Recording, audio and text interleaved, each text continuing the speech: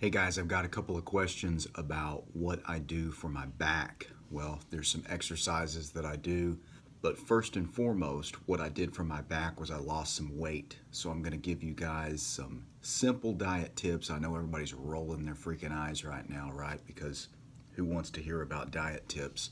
But the fact of the matter is, if you're carrying around an extra 20, 30, 40, 50, 80, 100 pounds, it's going to be tough on your joints.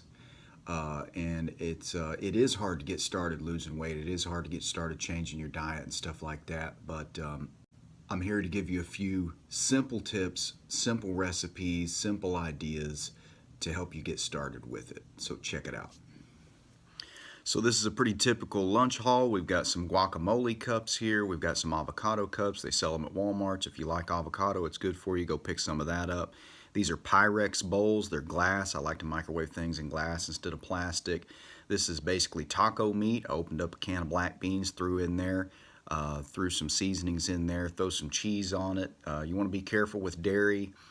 Even though it doesn't have carbs and stuff like that, and it can make you gain weight. I've experienced that. So take a couple of tortilla chips, crunch it up in there, just a couple, and mix it around. It tastes like nachos. There you go. Do the same thing. Make chili, right?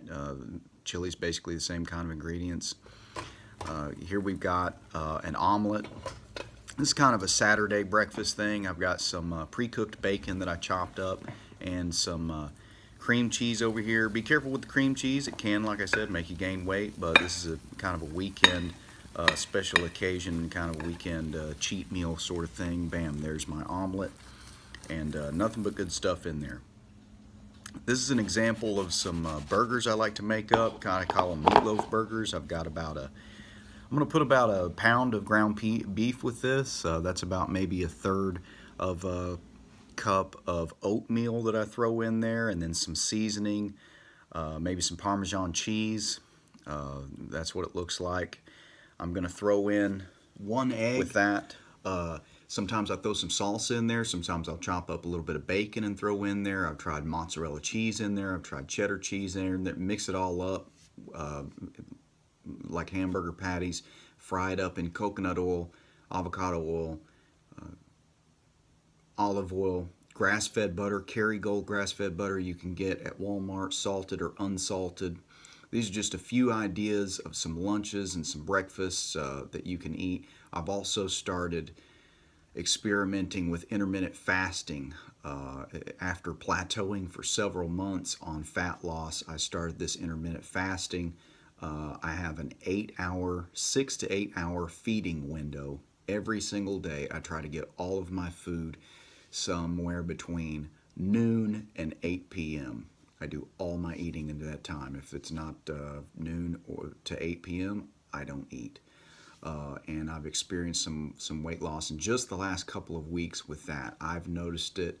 My fiance's noticed it. I don't know that I've lost any weight on the scale, which tells me that I haven't lost any muscle mass at all. If anything, maybe I've gained a little bit. So there's some tips on that stuff. Stop eating your processed foods. Stop messing with bread and stuff like that. It is hard to do at first. First I switched from bread to tortillas because there's a little bit less carbs in that. Eventually I got away from that also and started just doing absolutely as low carb as I could go. I have tried the keto diet. I tried that for a few weeks. Did not work well for me.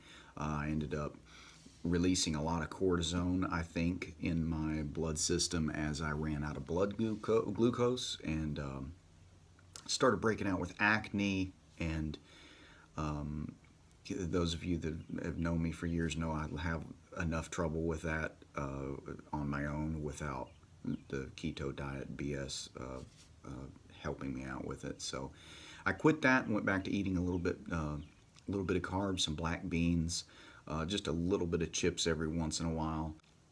Don't get me wrong, guys. The reasons not to do this are powerful, and I can come up with excuses all day why I don't want to do it. There's a lot of evenings that you know, it gets to be 8, 9 o'clock sometimes, and I realize, oh crap, I don't have lunch for tomorrow. 9 o'clock at night, I've literally been laying in bed sometimes and remembered I don't have lunch for tomorrow, so I've got to get up, cook up some hamburger meat, cook up some ground turkey, and it's no fun. I know that. But if you'll start taking baby steps, I've been baby stepping this for years now, and I know it's overwhelming to try to get into. But if you'll just start with baby steps of trying to eat less bread, going to a smaller feeding window, stuff like that, you'll start to see some success with it, and it won't be as overwhelming, and it won't be such a huge change to your life that you get this system-wide shock, and it stresses you out and you just quit. So stop making excuses, get your crap together.